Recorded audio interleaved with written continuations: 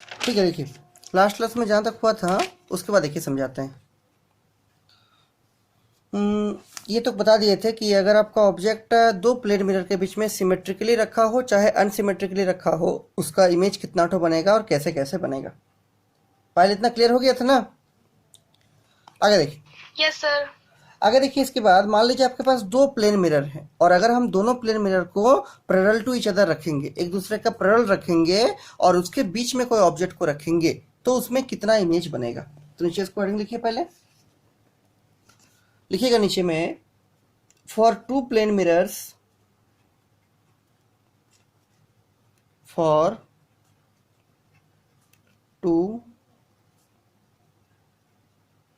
Plane mirrors kept parallel to each other। देखिए मान लीजिए ये आपका कोई प्लेन मिरर है और ये आपका कोई दूसरा प्लेन मिरर है। इस टाइप से दोनों कैसा है, पैरेलल टू ईच अदर है। इसके बीच में यहाँ पर कोई पॉइंट ऑब्जेक्ट रखा हुआ है ओ, तो इस केस में यहाँ पर मल्टीपल रिफ्लेक्शन होगा और कितना नंबर ऑफ इमेज बनेगा ये आपको निकालना है। ठीक है, this is suppose to be mirror number m1 और ये कौन सा है, मिरर नंबर m2। तो यहाँ पर n निकालिए पहले, तो n कितना आएगा देखिए, तो n बराबर क्या होता है 360 बटे थीटा। अब देखिए अगर दो प्लेन मिरर बिल्कुल ही पैरेलल होगा तो उसके बीच का एंगल कितना बनेगा, आंसर है 0 डिग्री बनेगा। कितना बनेगा, 0 डिग्री। तो ये होगा 360 बटे 0, 360 बटे 0। और किसी भी नंबर को अगर 0 से डिवाइड कीजिएगा तो रिजल्ट क्या आएगा, इनफाइनाइट आएगा। इसका मतलब आपका अगर दो प्लेन मिरर बिल्कुल पैरेलल टू ईच अदर होगा तो उसमें कितना नंबर ऑफ इमेज बनेगा, इनफाइनाइट नंबर ऑफ इमेज बनेगा। ठीक है, तो नीचे इसको लिख लीजिए, therefore for two plane mirrors, for two plane mirrors parallel to each other, parallel to each other, an infinite number of images, number of images formed for an object kept in between them, in between them. याद रखिएगा, अगर हम दो plane mirrors के बीच में किसी object को रखेंगे और अगर दोनों प्लेन मिरर का रिफ्लेक्टिंग सरफेस अंदर की तरफ होगा तो उसमें कितना नंबर ऑफ इमेज बनेगा मल्टीपल रिफ्लेक्शन से, आंसर है इनफाइनाइट नंबर ऑफ इमेज लिखने को मिलेगा। ठीक है, कविता क्लियर है अदिति? देखिए यस सर। ठीक, अगला जो इसके बाद आप लोग का नेक्स्ट टॉपिक इसमें समझना है, ये तो प्लेन मिरर्स का टॉपिक कंप्लीट हो गया। ठीक है, अगला है आपका स्फेरिकल मिरर। इसका कुछ कुछ आप लोग क्लास 10 में पढ़े होंगे स्फेरिकल मिरर के बारे में। देखिए हम वहीं से शुरू कर रहे हैं। हाँ लिखिए, जल्दी लिखिए, इसको जल्दी लिखिए।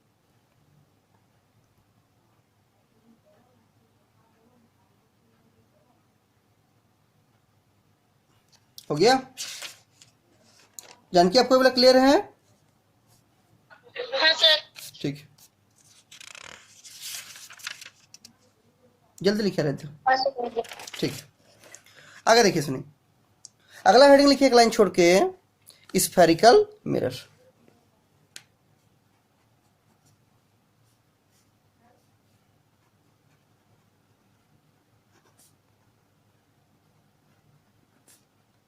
Spherical mirror. देखिए स्फेरिकल मिरर का मतलब क्या है कि जो मिरर किसी स्फीयर का पार्ट से बनेगा उस मिरर को हम लोग क्या बोलेंगे, स्फेरिकल मिरर। तो पहले इसको डिफाइन कीजिए, it is the part of a hollow sphere, it is the part of a hollow sphere whose any one surface is reflecting and other is coloring। इसका मतलब जो स्पेरिकल मिरर बनता है उसका एक सरफेस आपका रिफ्लेक्टिंग होता है और दूसरा सरफेस क्या होता है, कलरिंग किया हुआ रहता है। बनता कैसे है, तो मान लीजिए ये आपका कोई स्फीयर है, फुटबॉल टाइप का है, कांच का बना हुआ है। इसको हम लोग काटेंगे, मान लीजिए एक बार इसको यहाँ से काट रहे हैं और ये वाला जो पार्ट है इसको अलग करके यहाँ रख रहे हैं, तो यहाँ पर कुछ इस टाइप से दिखेगा। अब यहाँ पर आपको सिल्वर चढ़ाना है, तो मान लीजिए हम यहाँ पर इसका सिल्वरिंग कुछ इस टाइप से ऐसे कर रहे हैं। और दूसरा क्या करेंगे, हम लोग मान लीजिए इसी स्फीयर को अगर यहाँ से कट करेंगे तो ये वाला पार्ट आपका अलग हो जाएगा, और ये वाला पार्ट को मान लीजिए हम यहाँ पर ऐसा करके रख रहे हैं इस टाइप से, और इसका जो सिल्वरिंग कर रहे हैं, कलरिंग कर रहे हैं, वो मान लीजिए इधर वाला सरफेस क्या कर रहे हैं, सिल्वर चढ़ा रहे हैं इस टाइप से। तो ये जो मिरर होगा जिसका रिफ्लेक्टिंग सरफेस अंदर की तरफ होगा, इस मिरर को हम लोग क्या बोलेंगे, this is called as concave mirror. Concave mirror जिसको हिंदी में क्या बोलते हैं, अवतल दर्पण। और ये वाला जो मिरर होगा जिसका रिफ्लेक्टिंग सरफेस बाहर की ओर होगा, इसको हम लोग क्या बोलेंगे, this is called as convex mirror. इसको हम लोग बोलेंगे कन्वेक्स मिरर। इसका मतलब क्या है, स्पेरिकल मिरर दो टाइप का होता है, एक होता है कनकेव और एक होता है कन्वेक्स। तो नीचे लिखिए, it means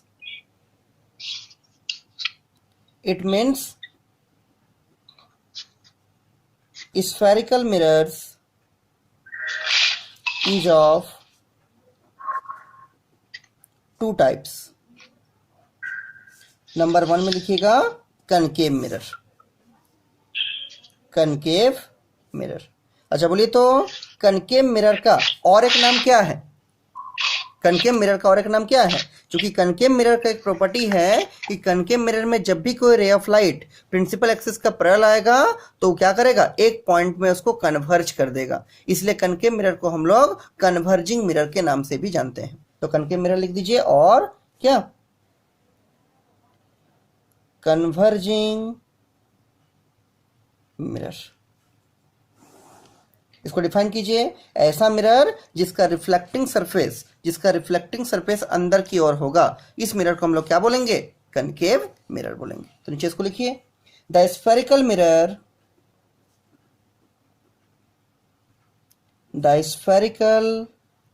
mirror whose inner surface is reflecting, whose inner surface is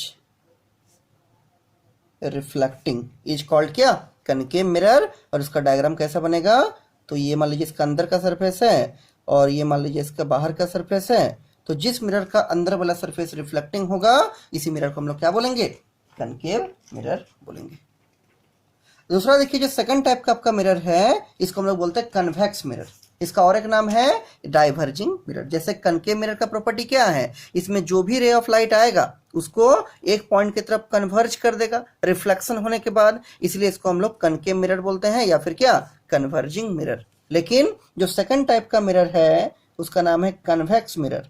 convex mirror का क्या प्रॉपर्टी है कि कन्वेक्स मिरर में जो भी रे ऑफ लाइट आएगा, जैसे ये आपका कन्वेक्स मिरर है, इसमें जो भी रे ऑफ लाइट आएगा अंदर तो घुसेगा नहीं, उसको फैला देगा, उसको डाइवर्ज कर देगा। इसलिए कन्वेक्स मिरर को हम लोग डाइवर्जिंग मिरर के नाम से भी जानते हैं। तो लिखिए, कन्वेक्स मिरर और क्या, डाइवर्जिंग मिरर। क्या लिखिएगा, तो जिस मिरर का जो आउटर सरफेस होगा वो रिफ्लेक्टिंग होगा, जिस मिरर का जो बाहर का सरफेस होगा वो रिफ्लेक्टिंग होगा, उस मिरर को हम लोग क्या बोलेंगे, कन्वेक्स मिरर। लिखिए, द स्फेरिकल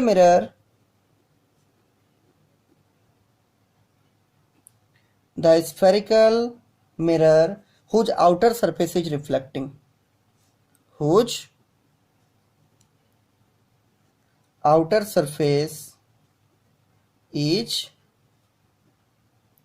रिफ्लेक्टिंग, उसको क्या बोलेंगे, कन्वेक्स मिरर बोलेंगे। जैसे डायग्राम में देखिए, हालांकि एक बार पहले डायग्राम बना चुके हैं, फिर से कोई डायग्राम बनाकर दिखा दीजिए कि ये मान लीजिए आपका कोई मिरर का सरफेस है और ये अंदर वाला सरफेस ऐसा सिल्वरिंग किया हुआ है और बाहर का सरफेस रिफ्लेक्टिंग है, इसलिए इस मिरर को हम लोग क्या बोलेंगे, कन्वेक्स मिरर। फाइल समझ में आ रहा है आपको? आगे देखिए, यस सर। स्फेरिकल मिरर में कुछ कुछ इंपॉर्टेंट टर्मिनोलॉजी होता है, उसको देखिए समझते हैं। तो नीचे हेडिंग लिखिएगा, टर्म्स, क्योंकि सबका यूज होगा आगे, ठीक है। Terms related to spherical mirrors. देखिए, तो हम कनकेव में दिखा रहे हैं, कन्वेक्स में भी उसी टाइप का सेम टू सेम चीज होगा। जैसे मान लीजिए ये आपका कोई इस टाइप से स्फेरिकल मिरर है और इसका मान लीजिए बाहर वाला जो सरफेस है ये आपका ऐसा करके कलरिंग किया हुआ है, और ये जो मिरर है वो जिस स्फीयर का पार्ट से बना है उस स्फीयर को हम ऐसे दिखा रहे हैं। पहले मिरर इसी स्फीयर का पार्ट था, इसको काट के मिरर बनाया गया, और इस स्फीयर का ये वाला सेंटर है, तो इसको क्या बोलेंगे? Centre of curvature of the mirror, जिसको हिंदी में बोलते हैं क्या? वक्रता केंद्र। ये जो मिरर का रिफ्लेक्टिंग सरफेस है इसका जो मिडिल पॉइंट है इसको हम लोग बोलते हैं pole of the mirror, denoted by capital P। और वो स्ट्रेट लाइन जो सेंटर ऑफ कर्वेचर और पोल को मिलाते हुए पार होता है इसको हम लोग बोलते हैं principal axis of the mirror. और सेंटर ऑफ कर्वेचर और पोल के बीच का जो ये डिस्टेंस होता है इसको किस नाम से जानते हैं दीदी? This is called as radius of curvature, denoted by capital R। और ये सेंटर ऑफ कर्वेचर और पोल के बीच का जो मिडिल वाला पॉइंट होता है इसको हम लोग बोलते हैं focus, denoted by capital F। और पोल से लेके फोकस तक का जो डिस्टेंस होता है इसको बोलते हैं क्या? Focal length, denoted by small f। ठीक, और आपका जो भी लाइन सेंटर ऑफ कर्वेचर से पास करता है वो हमेशा मिरर का सरफेस में नॉर्मल बनाता है, मतलब यहां पर एंगल कितना बनेगा? This angle is your 90 degree. Janaki clear है आपको? ये सब कुछ कुछ आपका नाम है, ठीक? हाँ, कोई भी स्फेरिकल मिरर जिस स्फीयर का पार्ट से बना है उसका सेंटर कहलाएगा सेंटर ऑफ कर्वेचर, और मिरर का जो रिफ्लेक्टिंग सरफेस होगा उसका सेंटर पॉइंट कहलाएगा पोल ऑफ द मिरर, और सेंटर ऑफ कर्वेचर से पोल तक के बीच का डिस्टेंस होगा रेडियस ऑफ कर्वेचर, और आपका पोल से लेके फोकस तक का डिस्टेंस क्या होगा? फोकल लेंथ हो जाएगा। ये इसका मिडिल पॉइंट है, ठीक है? कौन? फोकस किसका? C और P का। सब क्लास 10 में आप लोग पढ़े हुए हैं। अब देखिए इसके बाद एक तो नाम है, उसको बोलते हैं एपर्चर। एपर्चर का मतलब क्या है कि जो आपका रिफ्लेक्टिंग सरफेस है कि कोई भी स्फेरिकल मिरर का, चाहे मिरर कनकेव हो या चाहे मिरर कन्वेक्स हो, उसका जो रिफ्लेक्टिंग सरफेस है उसका जो डायमीटर होता है या जो उसका इफेक्टिव डायमीटर होता है उसी को हम लोग क्या बोलेंगे? Aperture of the mirror. तो नीचे हेडिंग लिखिए एपर्चर। एपर्चर में डैश करके लिखिएगा it is the effective diameter of the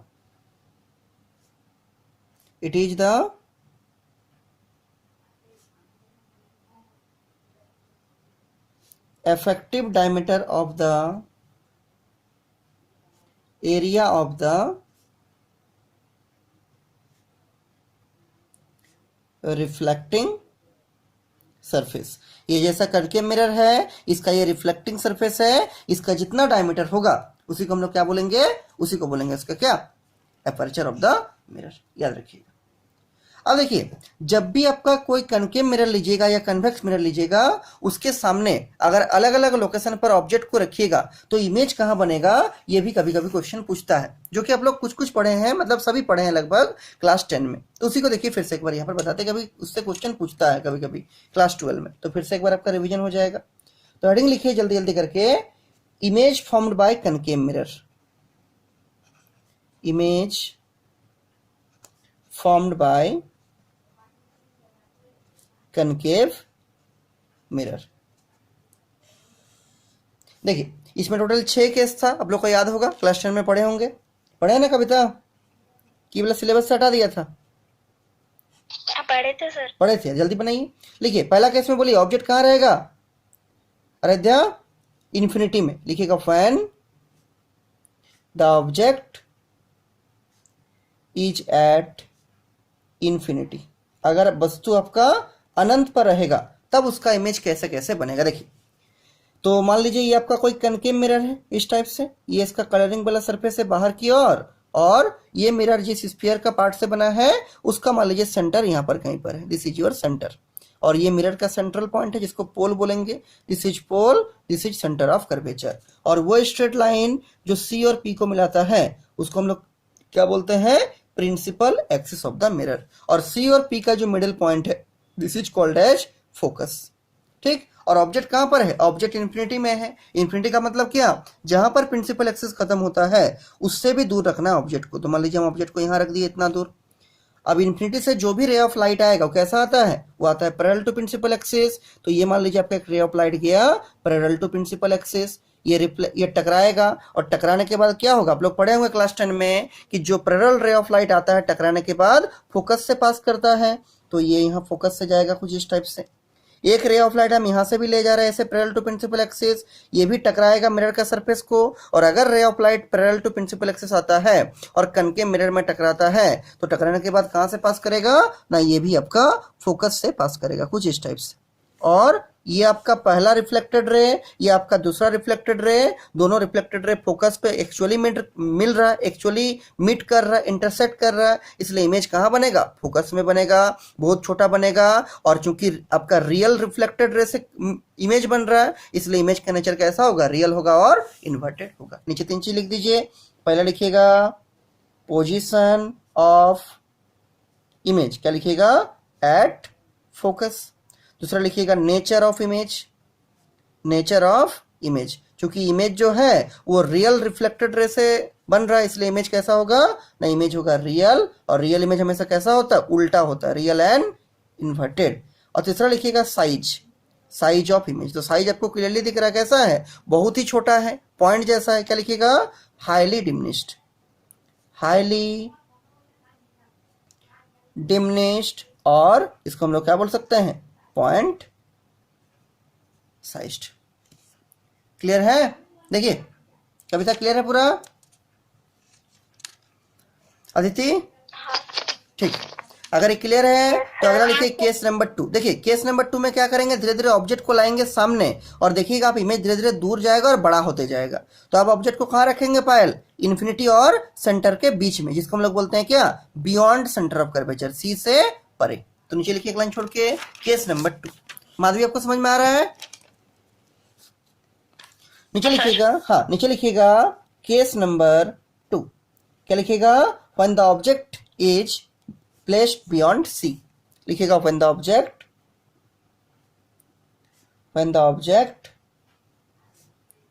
is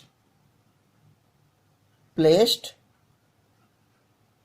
beyond centre of curvature. देखिए कैसे होगा, तो ये मान लीजिए आपका कोई कनकेव मिरर है इस टाइप से, और ये हो गया उसका क्या, प्रिंसिपल एक्सिस, ऐसा करके ये हो गया पोल, ये हो गया सेंटर ऑफ कर्वेचर, और बीच में हो गया क्या, फोकस।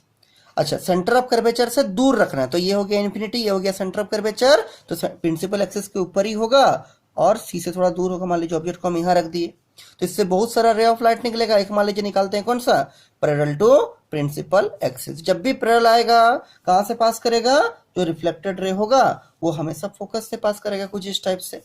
दूसरा एक लाइए कहाँ से, फोकस से। तो आप लोग पढ़े होंगे कि अगर रे ऑफ लाइट आपका फोकस से जाता है तो रिफ्लेक्शन के बाद क्या होगा, it will become parallel to principal axis. तो ये पैरेलल होगा, पैरेलल आएगा तो फोकस से जाएगा, फोकस से जाएगा तो पैरेलल हो जाएगा। दोनों रिफ्लेक्टेड रे यहाँ पर मिल रहा है एक्चुअली में, तो इसलिए इमेज टू भी कहाँ बनेगा, इमेज टू भी आपका यहीं पर बनेगा, इस जगह पर।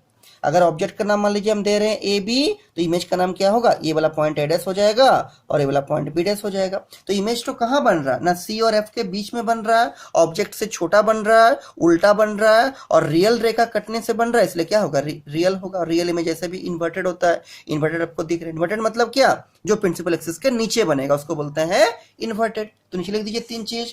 पहले लिखिएगा क्या, पोजिशन ऑफ इमेज, क्या लिखेगा, बिटवीन सी एंड एफ, सी और एफ के बीच बनेगा। दूसरा लिखिएगा nature of image, nature of image तो उल्टा तो दिख ही रहा है और रियल रेखा कटने से बनेगा, और ऐसे भी जो इमेज इन्वर्टेड होगा वो इमेज डेफिनेटली रियल होगा। तो क्या लिखिएगा, रियल एंड इन्वर्टेड। और तीसरा लिखिए साइज, साइज ऑफ इमेज क्या होगा, ऑब्जेक्ट से छोटा बनेगा, लेकिन बहुत छोटा है ऐसा नहीं होगा। तो क्या लिखिएगा, smaller than object, smaller than object. और इसको हम लोग डिमिनिश्ड भी बोल सकते हैं, DIMINISH, डिमिनिश्ड। ये होगी। अदिति क्लियर है, देखिए जानकी, आराध्या, अपर्णा, कविता, हाँ सर। ठीक है। अगला लिखिए केस नंबर 3। बोलिए जी कविता, बोलिए जी कविता, केस नंबर 3 में ऑब्जेक्ट को कहाँ रखेंगे, तो ऑब्जेक्ट को धीरे धीरे सामने ला रहे हैं तो कहाँ रखेंगे माधवी ना, सेंटर ऑफ कर्वेचर के ऊपर रखेंगे, और इमेज भी कहाँ बनेगा, सेंटर ऑफ कर्वेचर के ऊपर ही बनेगा, उल्टा बनेगा, याद होगा क्लास 10 में पढ़े थे ना माधवी। लिखिए हाँ सर। हाँ लिखिए, when the object is placed at center of curvature। देखिए क्या होगा, तो ये आपका हो गया कनकेव मिरर कुछ इस टाइप से, और ये हो गया आपका प्रिंसिपल एक्सिस, ठीक, और ये हो गया सेंटर ऑफ कर्वेचर, ये हो गया उसका पोल, और बीच में हो गया उसका क्या, this is your focus. Object रहेगा यहाँ पर बिल्कुल सेंटर ऑफ कर्वेचर के ऊपर में, तो पहला लाएंगे रे ऑफ लाइट कैसा, पैरेलल टू प्रिंसिपल एक्सिस, वो कहां से जाएगा ना, वो आपका फोकस से जाएगा कुछ इस टाइप से, जब भी आएगा पैरेलल फोकस से जाएगा।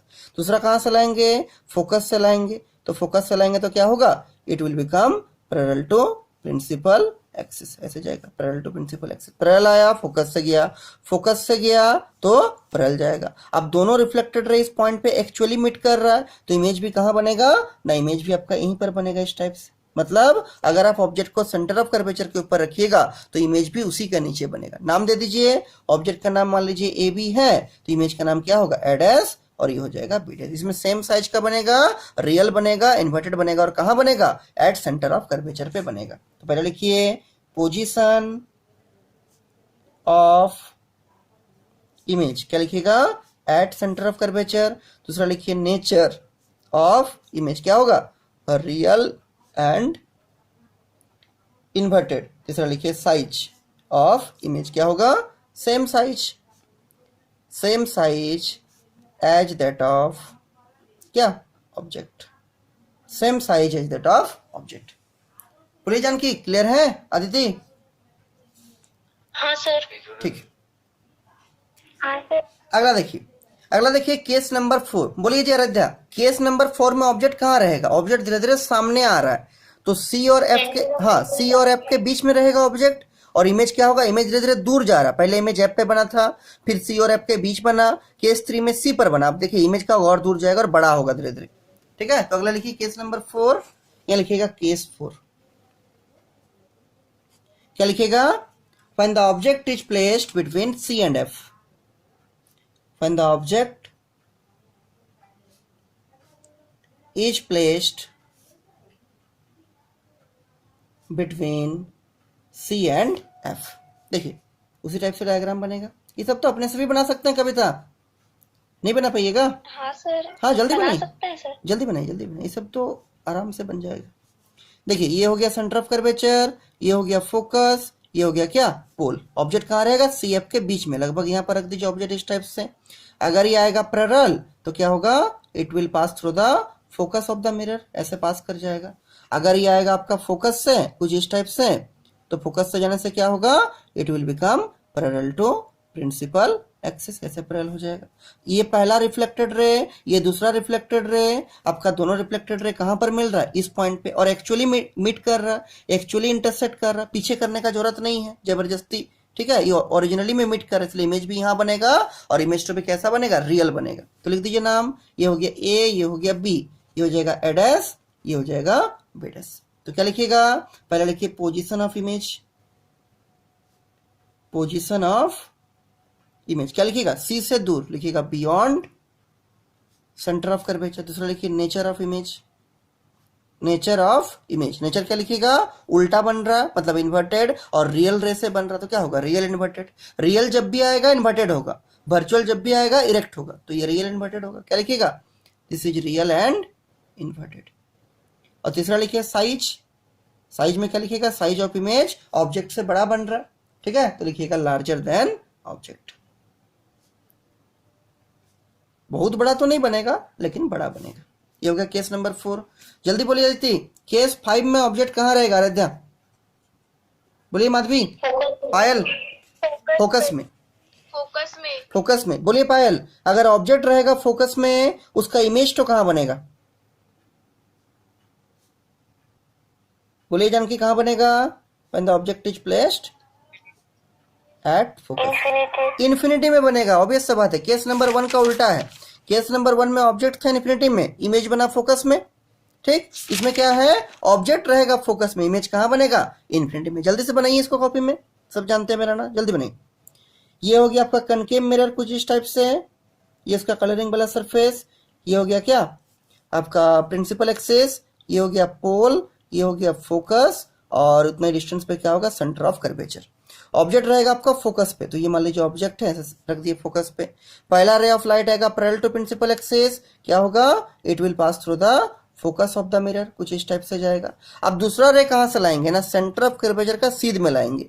जब सेंटर ऑफ कर्वेचर का सीध में आएगा टकराएगा, और जब यहां से आएगा तो क्या होगा, it will become parallel to principal axis. जो भी लाइन सेंटर ऑफ कर्वेचर से टच करते हुए आएगा वो यहाँ पर 90 का कोण बनाएगा, नॉर्मल इंसिडेंस होगा, और जब भी नॉर्मल इंसिडेंस होगा तो जिस रास्ता से जा रहा था उसी में लौट के चला आएगा, तो यहां से जाकर टकराएगा और लौट के आएगा। ये जो रिफ्लेक्टेड रे है और ये जो रिफ्लेक्टेड रे है, दोनों रिफ्लेक्टेड रे बिल्कुल पैरेलल जाएगा, और पैरेलल राइट कहां पर जाकर मिलेगा, इन्फिनिटी में। और ये जितना आपका दोनों रे आगे बढ़ेगा उतना प्रिंसिपल एक्सिस से इसका डिस्टेंस बढ़ते जाएगा, तो जब बहुत दूर में जाकर जब इन्फिनिटी में मिलेगा तो वो हाइट क्या होगा इमेज का, बहुत बड़ा हो जाएगा, और इमेज क्या बनेगा, रियल बनेगा, और साथ में क्या होगा, इन्वर्टेड होगा, ठीक है। और लार्जर देन ऑब्जेक्ट बनेगा, और कहां बनेगा, वो बनेगा इन्फिनिटी में। तो नीचे लिख दीजिए, पहला लिखिएगा पोजीशन ऑफ इमेज, क्या बनेगा, एट इन्फिनिटी। दूसरा लिखिए नेचर ऑफ इमेज, क्या होगा, real and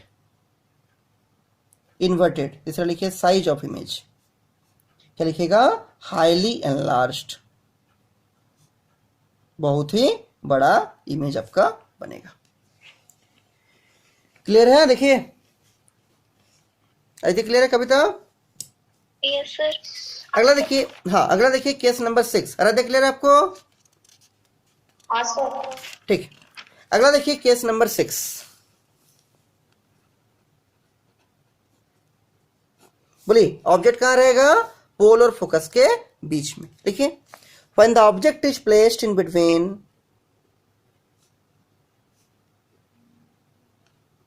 when the object is placed in between focus and pole, बोलिए जी, पायल इमेज कहां बनेगा, पायल आराध्या, पीछे सर। पीछे, मिरर के पीछे, ठीक है, पीछे बनेगा।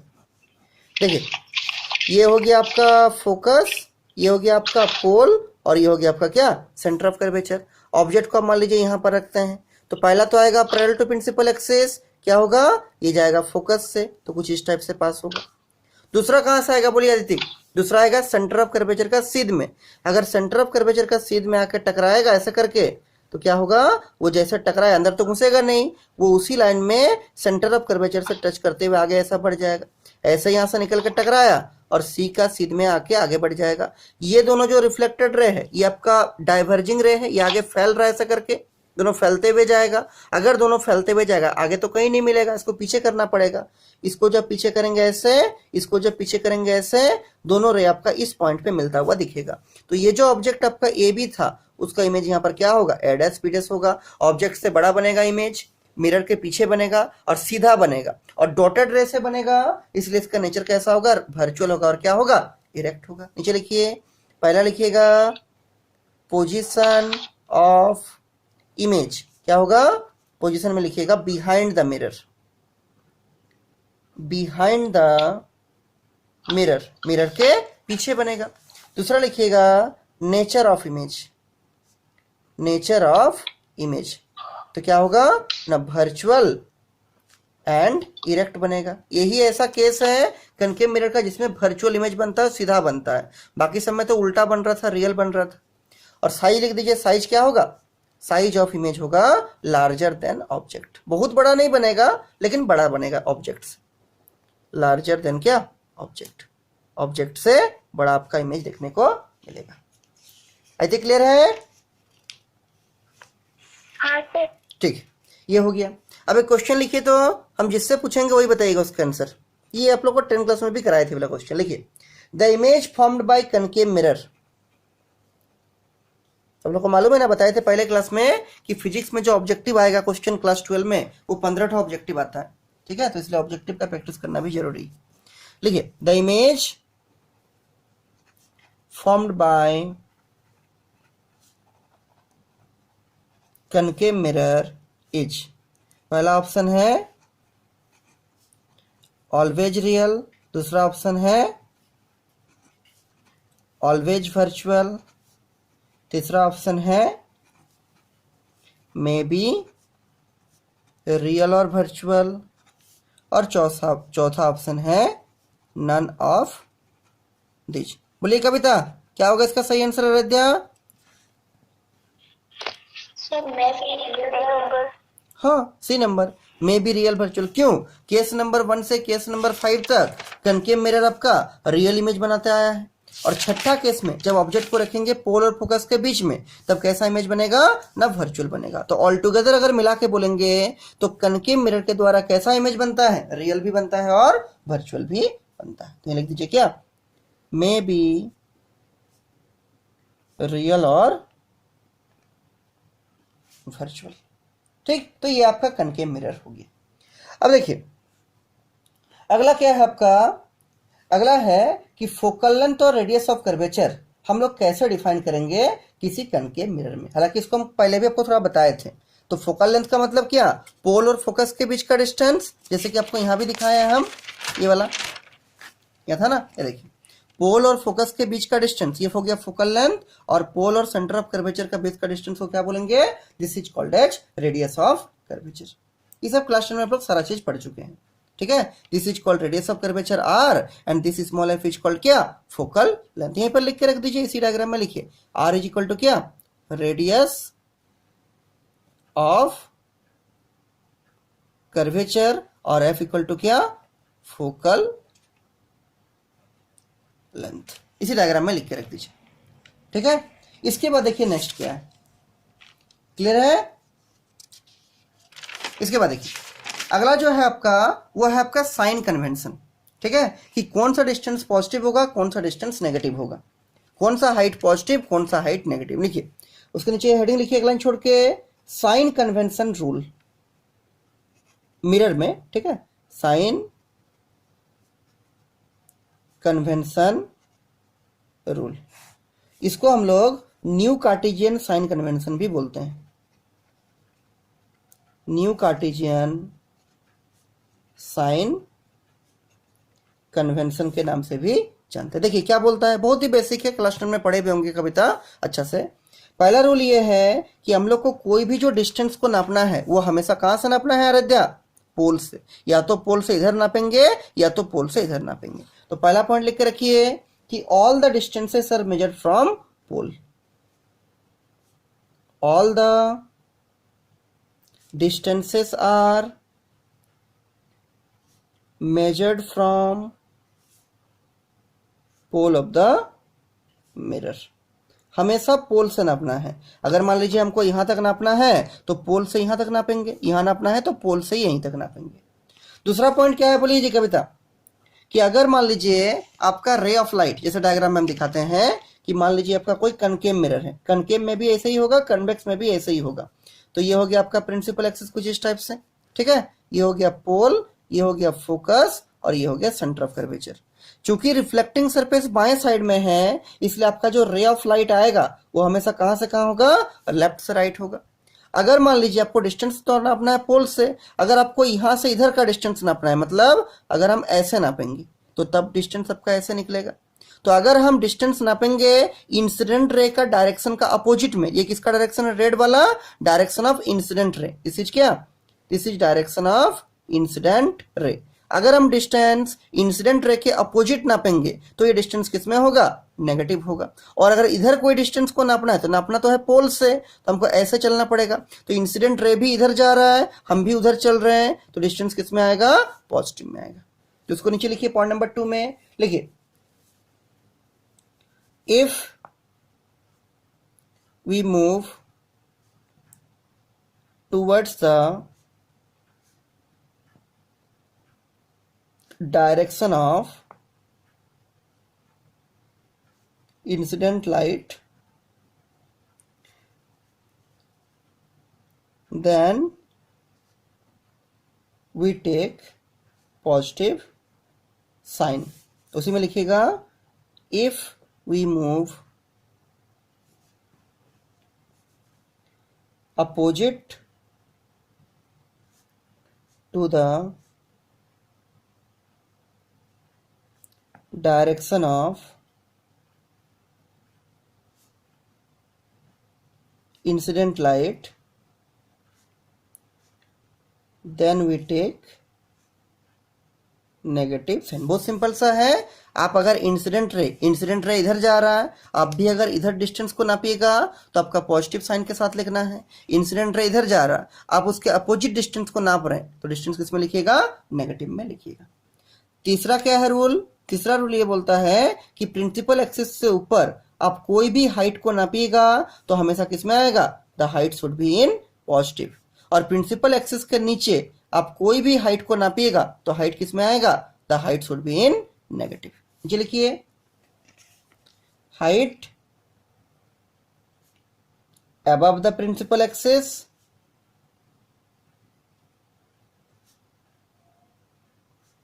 are taken as positive। और यहां लिखिएगा height below the principal axis are taken as क्या? नेगेटिव। देखिए अदिति, क्लियर है? माधवी देखिए, पायल, हाँ सर। हाँ ठीक है। अब देखिए इसके बाद सर। बोली तो कनकेव मिरर का रेडियस ऑफ कर्वेचर और फोकल लेंथ किस में होगा? पॉजिटिव में कि नेगेटिव में? कनकेव मिरर का बोलिए कविता। Negative sir. नेगेटिव होगा। देखिए क्यों होगा, सुनिए। क्योंकि ये है आपका कनकेव मिरर, ये सब पढ़े हैं आप लोग क्लास 10 में। ये कनकेव मिरर है, ये है उसका प्रिंसिपल एक्सिस, ये है उसका पोल, ये है उसका फोकस, और ये है उसका क्या? Centre of curvature. चूंकि रिफ्लेक्टिंग सरफेस बाएं साइड में है, इसलिए रे ऑफ लाइट तो आपका लेफ्ट से राइट ही होगा। This is the direction of what? Incident ray, ये उसका डायरेक्शन है।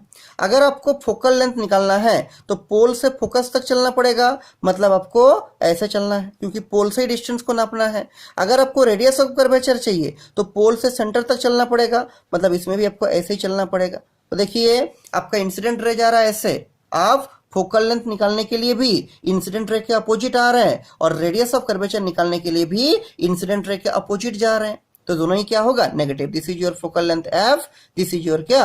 Radius of curvature R. आपका इंसिडेंट रे जा रहा है ऐसे, फोकल लेंथ निकालने के लिए आप उसके अपोजिट चल रहे हैं, रेडियस ऑफ कर्वेचर के लिए भी उसका अपोजिट चल रहे हैं, दोनों किस में होगा? नेगेटिव के साथ होगा। तो चीज को लिख दीजिए, the focal length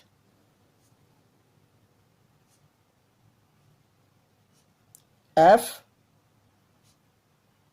and radius of curvature r of a concave mirror is taken with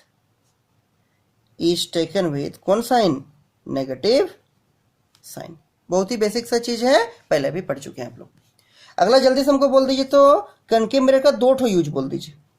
usage of कभी कभी दे देता है 12th क्लास में, जल्दी बोलिए। सेविंग मिरर और डेंट।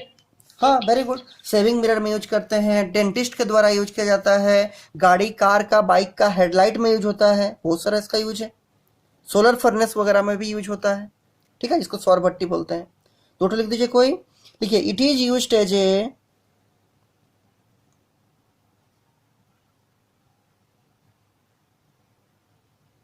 सेविंग मिरर, सेविंग करने के लिए, दाढ़ी बनाने के लिए। नंबर 2 लिख के रखिए, it is used in headlight.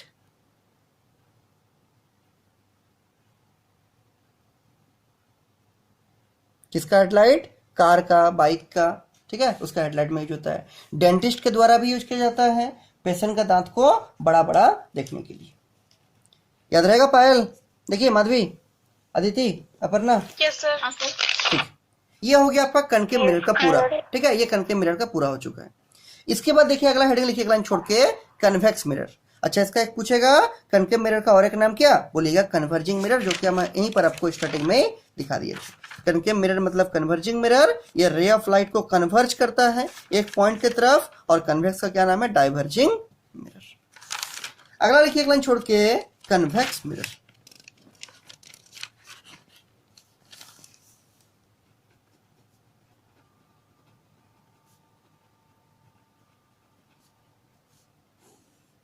Convex mirror देखिए, डायग्राम कैसे बनेगा? तो जिसका बाहर वाला सरफेस रिफ्लेक्टिंग होगा, अंदर वाला देखिए सिल्वरिंग है, बाहर सरफेस रिफ्लेक्टिंग है, इसको हम लोग क्या बोलेंगे? कन्वेक्स। इसका ये वाला सरफेस क्या है? This surface is reflecting, this is reflecting surface. तो ऐसा मिरर जिसका रिफ्लेक्टिंग सरफेस बाहर की ओर निकला हुआ रहेगा, उसको हम लोग क्या बोलेंगे?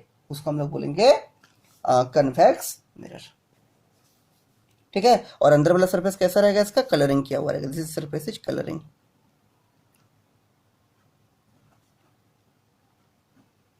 लिख दीजिए नीचे, the spherical mirror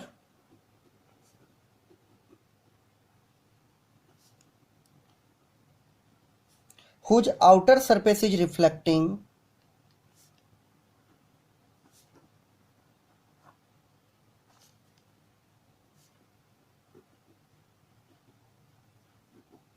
and inner surface is coloring.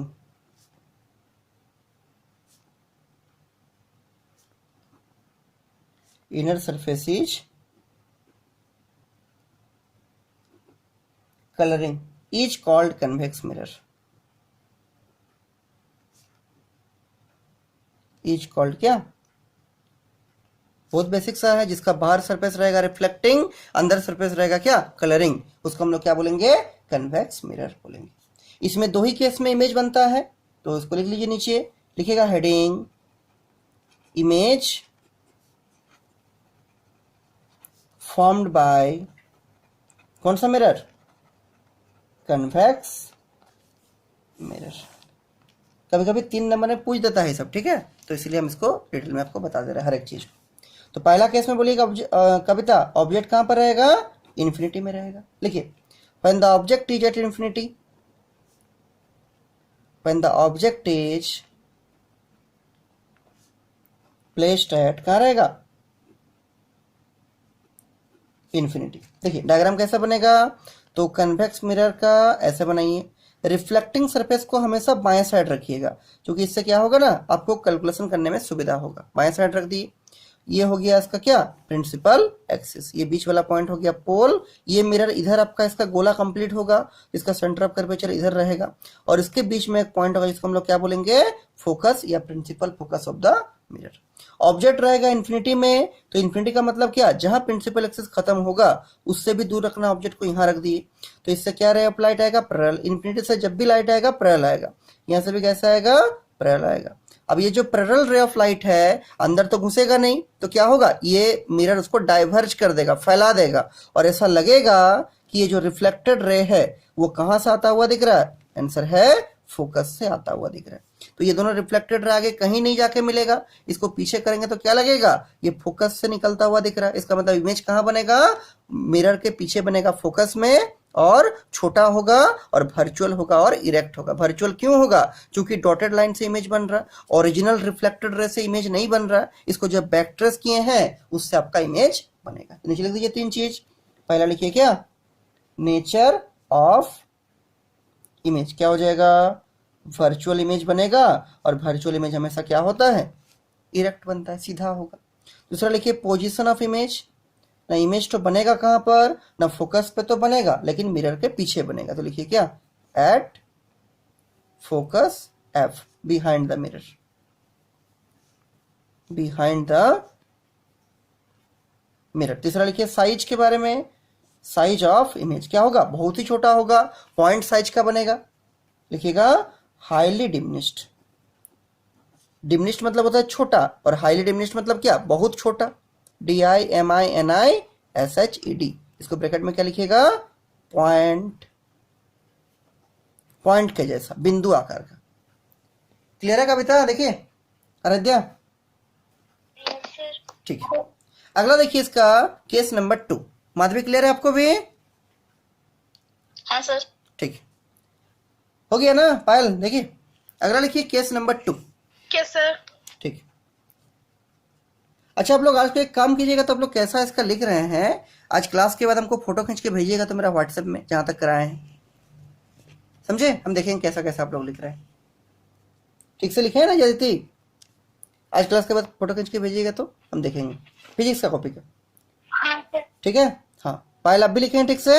Madhavi, सबका फोटो खींच के हमको भेजिएगा। Yes sir. सिर्फ फिजिक्स का हम चेक करेंगे कैसे कैसे आप लोग लिख रहे हैं।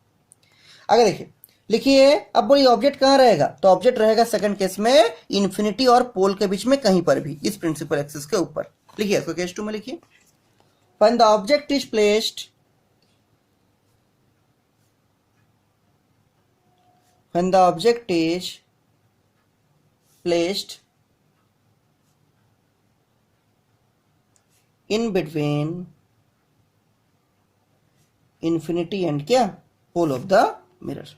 देखिए कैसे बनेगा, तो ये हो गया आपका कन्वेक्स मिरर, इसका कलरिंग वाला सरफेस अंदर होगा और रिफ्लेक्टिंग वाला सरफेस क्या होगा, बाहर की ओर होगा। इधर होगा सेंटर ऑफ कर्वेचर, चूंकि इसका गोला ऐसा कंप्लीट हो गया, इस स्फीयर का पार्ट से बना है। ये हो गया बीच में फोकस और ये हो गया क्या, पोल ऑफ द मिरर। ये इन्फिनिटी हो गया, ये पोल हो गया, इसके बीच में कहीं भी रखिए ऑब्जेक्ट, मान लीजिए हम यहाँ रखते हैं ऑब्जेक्ट, इतना बड़ा ऑब्जेक्ट रखा हुआ है। रे ऑफ लाइट जाएगा पैरेलल, अंदर तो घुसेगा नहीं, इसको डाइवर्ज कर देगा और ऐसा लगेगा कि कहां से निकलता हुआ दिख रहा है, आंसर है फोकस से निकलता हुआ दिख रहा है।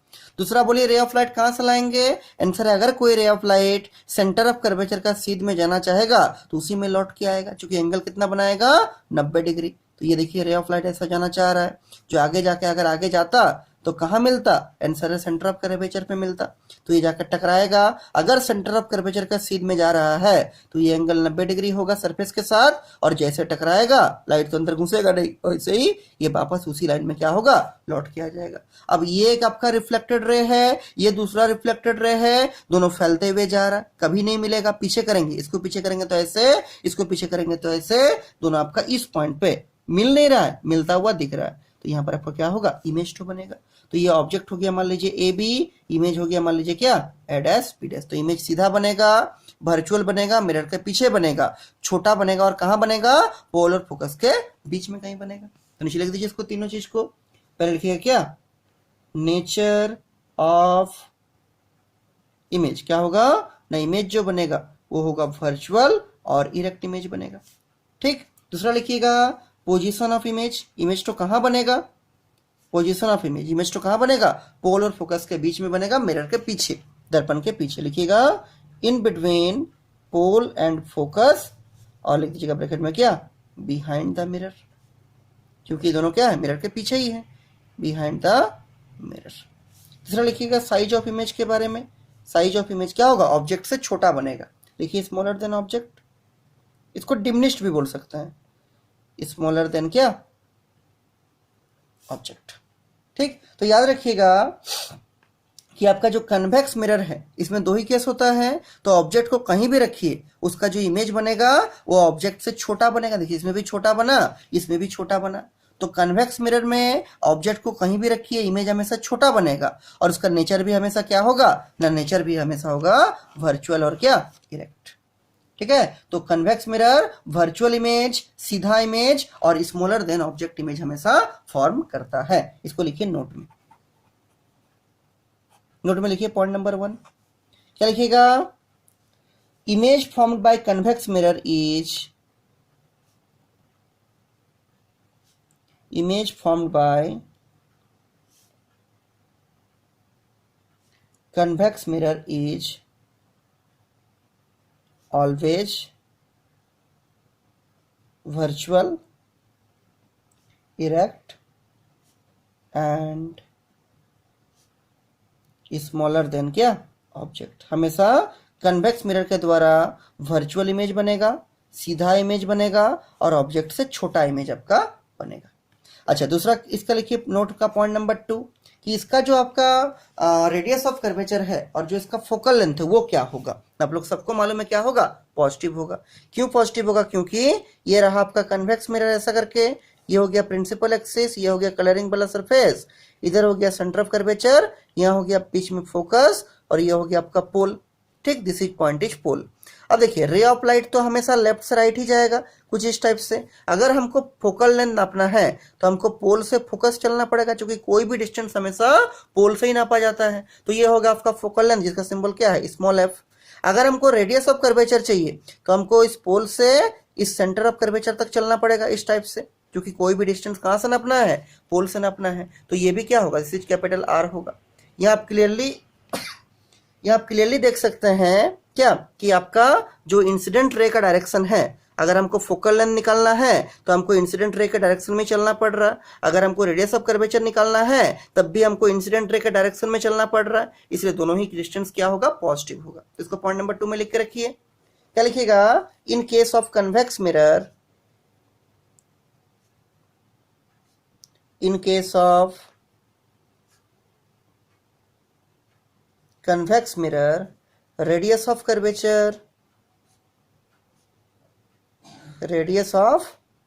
curvature capital R and focal length small f each taken with positive sign, each taken with positive sign. बोले कविता क्लियर है? Yes sir. ठीक है।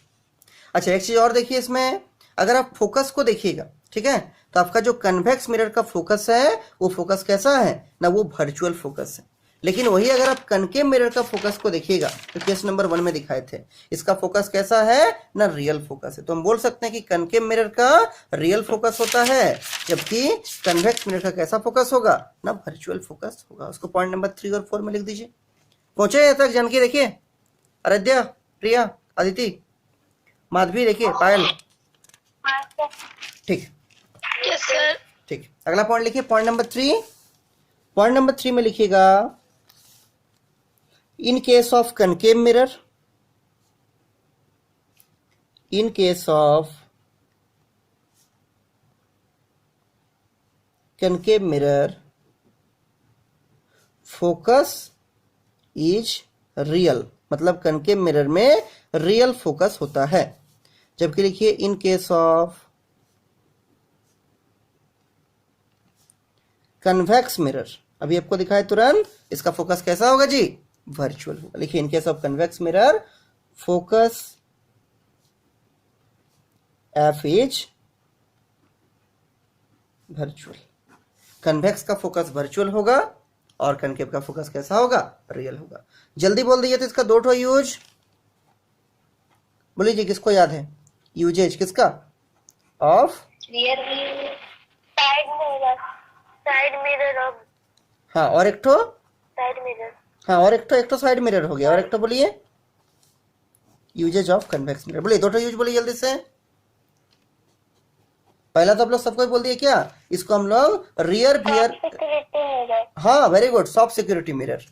दुकान में सामान सब ठीक से रखा है कि नहीं, कोई कस्टमर सामान को डैमेज कर रहा है कि नहीं, इसलिए एक बड़ा सा कन्वेक्स मिरर लगाया जाता है।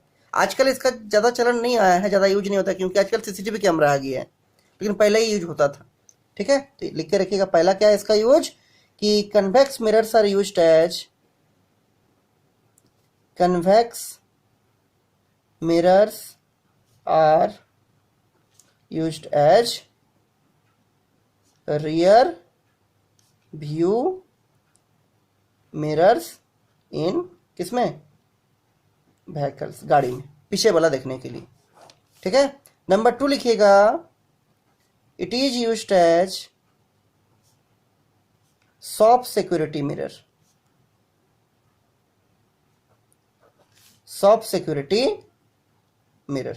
देखिए सॉफ्ट सिक्योरिटी मिरर के रूप में इसका यूज कैसे होता है, जैसे आपका मान लीजिए इतना बड़ा दुकान है, जो बड़ा बड़ा कॉम्प्लेक्स सब होता है, बड़ा बड़ा शॉपिंग मॉल होता है।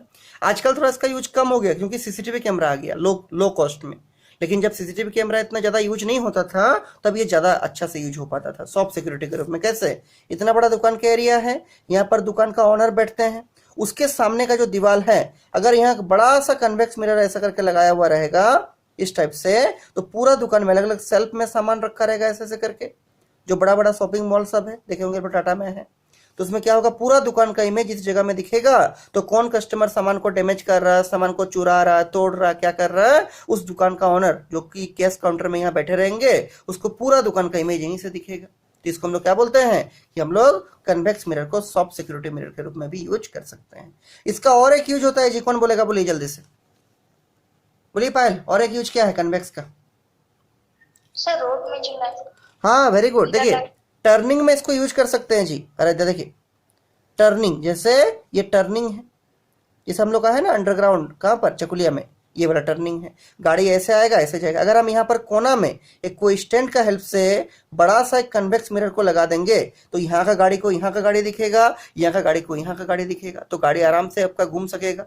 और यहाँ भी एक लगाना पड़ेगा, कौन सा मिरर, कन्वेक्स मिरर, बड़ा सा कोई स्टैंड लगा के, जिससे कि इधर से जो गाड़ी आ रहा उसको ये वाला रोड ठो दिखेगा कि इधर कोई गाड़ी है कि नहीं, और इधर से जो गाड़ी जा रहा उसको ये रोड ठो दिखेगा कि इधर कोई गाड़ी है कि नहीं। अगर गाड़ी नहीं है तो आराम से पार हो जाएगा, गाड़ी है तो स्लो कर लेगा।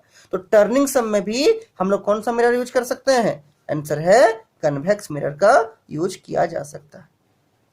कविता समझे, माधवी देखिए, सर।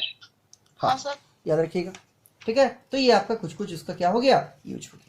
अब देखिए इसके बाद हम लोग का एक फॉर्मूला आप लोग पढ़े होंगे कि कोई भी स्फेरिकल मिरर में, यहाँ देखिए, चाहे आपका कनकेव मिरर हो या चाहे आपका कन्वेक्स मिरर हो, ये हो गया पोल, ये हो गया सेंटर ऑफ कर्वेचर और बीच में हो गया फोकस। तो आपका जो फोकल लेंथ होता है ना वो रेडियस ऑफ कर्वेचर का हाफ होता है। ये आप बोल सकते हैं कि 2 टाइम्स ऑफ फोकल लेंथ जो होगा वो क्या होगा, रेडियस ऑफ कर्वेचर के बराबर होगा। मतलब r बराबर 2f बोल सकते हैं या f बराबर r/2। इसका प्रूफ पूछता है कभी कभी एग्जाम में आपका 12th क्लास में 3 नंबर में, ठीक है। देखिए इसका प्रूफ करते हैं, और प्रूफ दोनों केस में करेंगे। कभी कभी स्पेसिफाई भी कर देता है एग्जाम में कि f बराबर r/2 प्रूफ कीजिए या r बराबर 2f प्रूफ कीजिए कनकेव मिरर में या फिर कन्वेक्स मिरर में। तो अगर पूरा स्पेसिफाई कर देगा तब तो उसी को करना पड़ेगा, लेकिन अगर कुछ नहीं बोलेगा तो आपके पास ऑप्शन है, आप कनकेव मिरर का भी प्रूफ को कर सकते हैं और कन्वेक्स मिरर का भी प्रूफ को दिखा सकते हैं। पहले क्वेश्चन टू लिखिए, ये 3 मार्क्स में बोर्ड में पूछता है, ठीक है। लिखिए, सो दैट